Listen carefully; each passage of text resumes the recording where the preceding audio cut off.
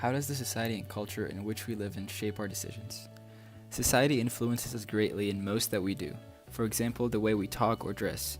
Society helps us want to fit in and conform to the ideals that are set. But it can also lead to the great exact opposite. For example, trying to be different in a sense and to be unique. Also, culture influences and benefits us and benefits our system.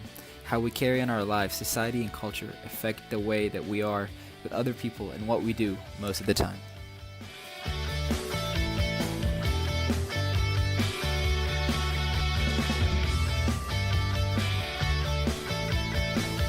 First off, a great example is Nick Carraway, the main narrator of the novel The Great Gatsby, and also one of the main characters. In the beginning of the book, Nick states, "My house was at the top of the egg, and squeezed between two huge places that rented for 12 or 15,000 a season." Nick also goes on to say, "My own house is an eyesore." And that really shows the way that Nick conformed to the society in which he lived in, because all of his friends and relatives lived in relatively great houses, like Daisy, Gatsby, and Jordan Baker. This shows how even though Nick couldn't afford a house like his friends and the people that he lived around, he still moved into a terrible place and a terrible house, but just to be in a great neighborhood like Jay Gatsby.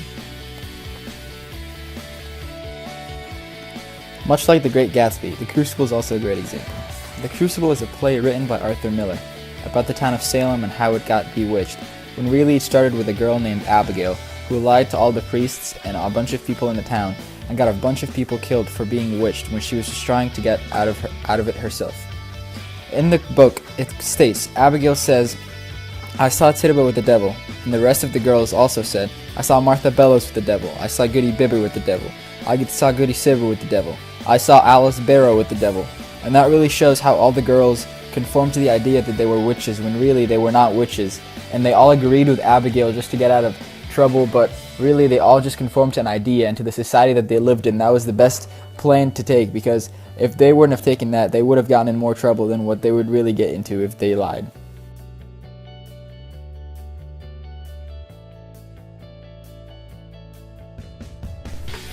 A great example is the novel written by Ishmael Beyah, A Long Way Gone. This book first takes place in a town of Sierra Leone, where the boy enjoys dancing with his brother while listening to American music.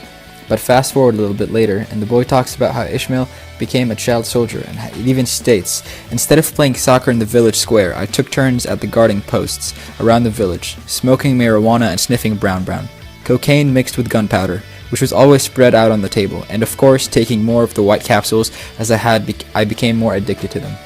Which shows how the society and culture in which Ishmael lived in really transforms him, and how it changes the way that he as an individual does things. Like, for example, on a daily activity, before he used to play soccer, when now all he could do is get addicted to the brown and the cocaine that he was taking. And then fast forward a little bit more, it talks, after the book is written, it talks about how Ishmael comes back to America. Well, he's living his life normally now, and how society has been conforming him now then.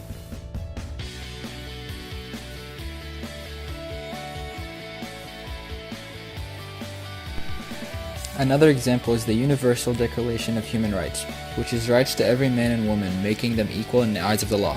For example, Article 10, that states everyone entitled in full equality to a fair and public hearing by an independent and impartial tribunal in the determination of his rights and obligations and of any criminal against him, which is very evident in the US, but other countries and places that don't have that, it shows that the culture that they live in conforms the ideas that they believe. For example, in the US, we completely believe in this because we live in a very rich and powerful country, but in third world countries like India and other places like that, it is not being shown, or it's not evident in any of the trials or anything that happens over there. Also, the Great Gatsby films that have all been different throughout the years, but the one most of you guys remember is the one most recent about 2013, which isn't like the others. In fact, almost every movie is different in a sense. The new one was more lavish and overboard, where old ones like the 2001 was more happy than the others that didn't even have the rain scene fall when Gatsby visited Nick Carraway to meet Daisy. That shows how they act and do things different at the time period. That was the right choice at the 2000 time period, but then in our time period, there was different society, and our society changes, and the media and all that things conform to our society and makes us watch what we want to watch. In conclusion, society influences us greatly in the way that we do things and perceive things, and is very evident throughout our life.